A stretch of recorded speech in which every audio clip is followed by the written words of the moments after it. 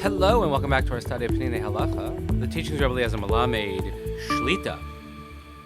Here we are on Yom Shilishi Pamayim Kitov. As we always say, please continue davening for Charlei Tzvah Gana Yisrael, for Shlem Lechol P'tzvei Yisrael, Ili Nishmat Seren Daniel Shimon ben Harav Doron V'Shel Hashem Kam Damo. Next chapter, HaKesher Bein Birchat Kohanim L'Tefillah U'Lekarbanos. Bisman sheBeis HaMikdash HaYakayim. So when the Beis HaMikdash stood, Hayu HaKohanim Mevarchim Birchas Kohanim L'Achasiyim Avodas HaKarbanos. So the Kohanim would say the blessing of what we call duchening, but Birchas Kohanim, after the conclusion of all the Karbanos. So this is how it's stated in the Torah. We had the 8th day of dedication of the Mishkan. That's when the Kohanim began to serve in the Mishkan. And it says, it's Vayikra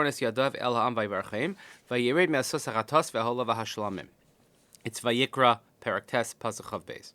Mikan shenesias kapayim nesta b'siyum avodas hakarbanos. So we see clearly that the blessing of the Kohanim was done with the conclusion of the Karbanos. V'ta'am hadavar, and the reason for this is she'achar akravas hakarbanos shemavatim es hanechonos shalon lisbater v'limsor es nafshein l'Hashem yisbarach. Is that at the conclusion of the Karbanos, which are an expression of our intentions to sort of nullify and give ourselves over to Hashem and give our souls completely to Hashem. That's the notion of a karban. So then, so only once we have completely subjugated ourselves to Hashem's will, then we could receive His blessing. So now that there's no longer a Beis HaMikdash, so then Chazal instituted that duchening should be recited during Shemona Esrei, because we say that instead of karbanos we now have the advent of tefillah. And there is a comparison between the karbanos and tefillah, because both are an expression of becoming close to Hashem. And just like with the Korbanot in the time of the Beis HaMikdash, when they were concluded, then there was a blessing of the Kohanim. So too, that we say that when it comes time for Shemona Esrei, the Kohanim, and the conclusion of Shemona Esrei, the Kohanim will give their bracha. So then, in order to really emphasize this point and this connection of Birchas Kohanim to the conclusion of the Karbanos, so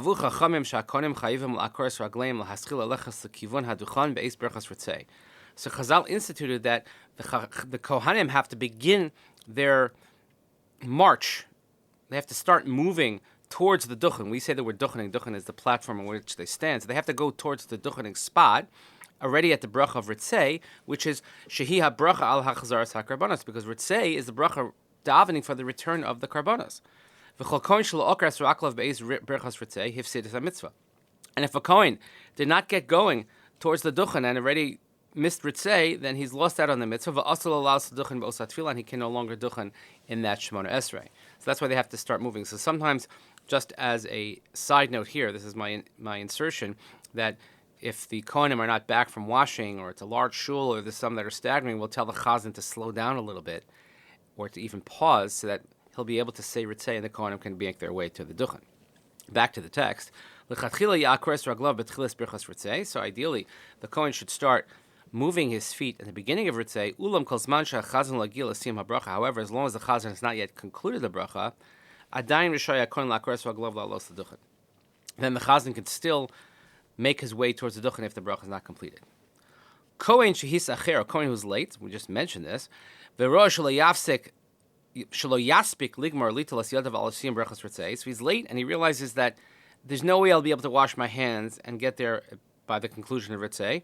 He should make one small step towards the duchen while he's washing. We consider this as if he has moved towards the duchen at Ritzei. And so then he should finish his washing, and hopefully get there in time for duchen.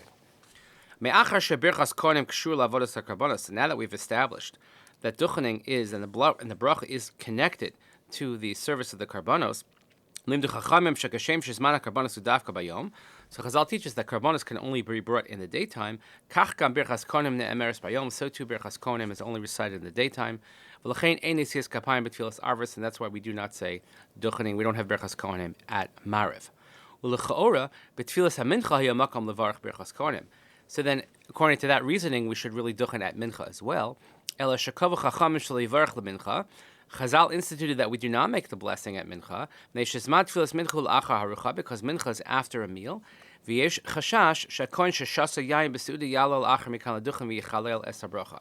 we're worried that perhaps at the afternoon meal, before mincha, a Kohen may have had some alcohol to drink, and a Kohen who has had alcohol is not allowed to duchen, and therefore he would desecrate the bracha by doing so.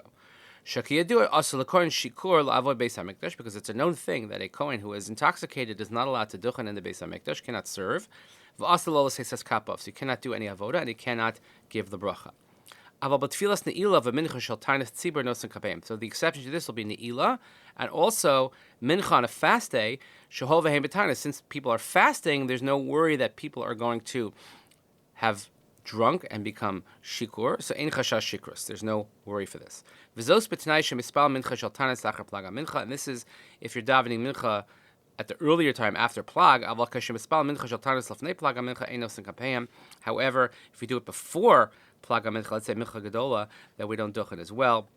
Whole long note explaining that, but for our intents and purposes, when we'll add in elokeinu v'lokeinu v'seinu at mincha on a fast day, and some places in Israel will duchen, some don't. It depends. You'll see different customs, but certainly the idea of the connection of duchening and the korbanos in the Beis HaMikdash. So, thank you for joining us. Please continue davening for Kylie, Tzvah, and Yisrael, for Yisrael, we thank you so much for joining us today. Have a great day. We'll see you here